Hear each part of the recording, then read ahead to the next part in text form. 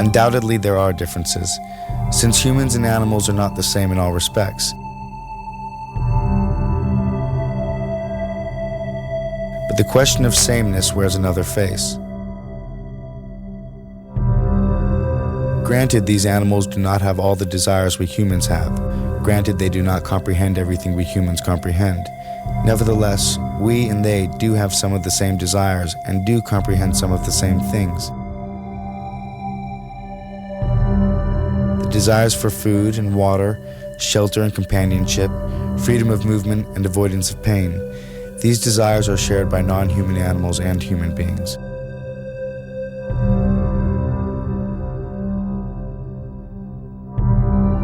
As for comprehension, like humans, many non-human animals understand the world in which they live and move.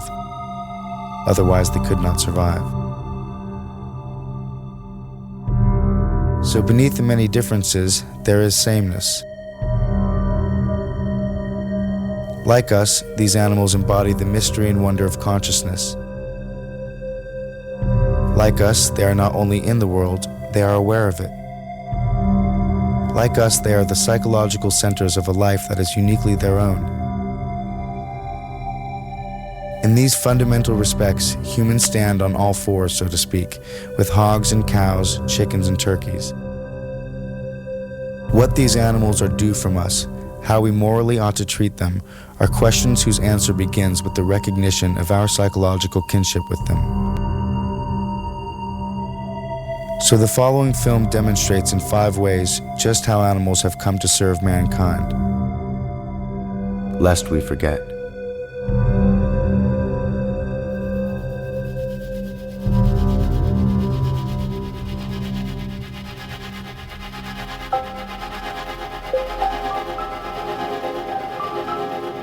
Nobel Prize winner Isaac Bashevis Singer wrote in his best-selling novel, Enemies, a Love Story, the following. As often as Herman had witnessed the slaughter of animals and fish, he always had the same thought. In their behavior toward creatures, all men were Nazis. The smugness with which man could do with other species as he pleased exemplified the most extreme racist theories. The principle that might is right. The comparison here to the Holocaust is both intentional and obvious. One group of living beings anguishes beneath the hands of another. Though some will argue the suffering of animals cannot possibly compare with that of former Jews or slaves, there is in fact a parallel. And for the prisoners and victims of this mass murder, their Holocaust is far from over.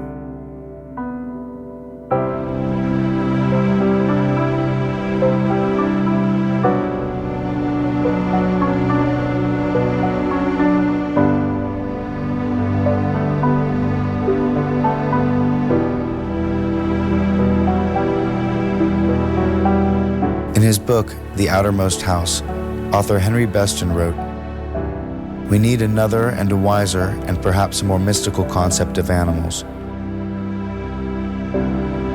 Remote from universal nature and living by complicated artifice, man in civilization surveys the creatures through the glass of his knowledge and sees thereby a feather magnified and the whole image in distortion. We patronize them for their incompleteness, for their tragic fate of having taken form so far below ourselves. And therein we err, and greatly err. For the animal shall not be measured by man. In a world older and more complete than ours, they move finished and complete, gifted with extensions of the senses we have lost or never attained.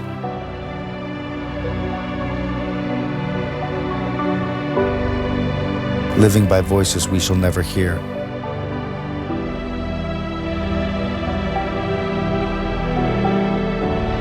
They are not brethren. They are not underlings. They are other nations, caught with ourselves in the net of life and time, fellow prisoners of the splendor and travail of the earth.